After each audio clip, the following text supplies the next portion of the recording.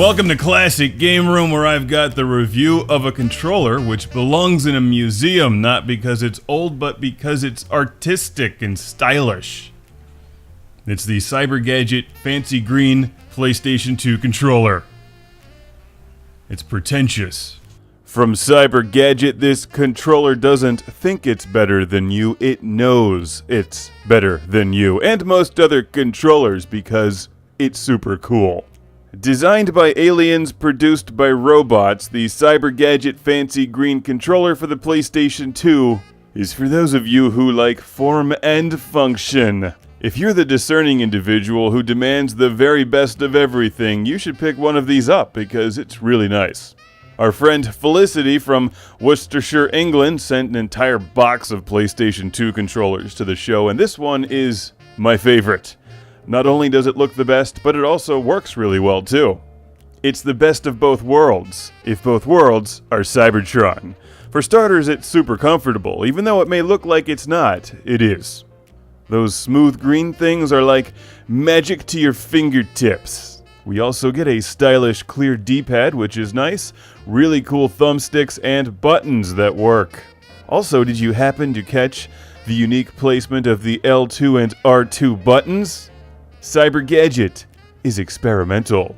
So it's a functional work of art that feels expensive, but how's it perform? Let's find out.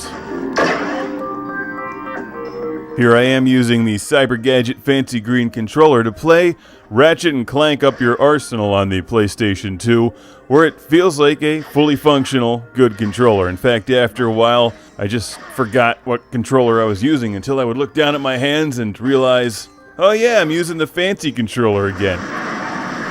In a way, that's exactly what you want from a controller that does its job and doesn't call attention to itself until you're not using it.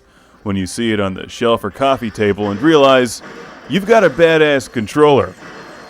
Just watch out, if you have some friends over to play games, this is the one they're going to want to use, leaving you stuck with your regular controllers, and they'll feel inadequate after you play games with this. Yeah, these girls are not that smart. They just keep coming back for more.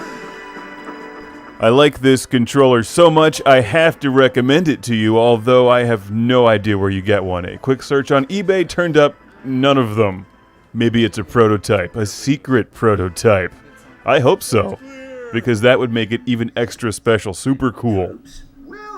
Maybe one will turn up eventually. As always, thank you to Felicity, and I highly recommend this GADGET PS2 controller that you'll probably never find.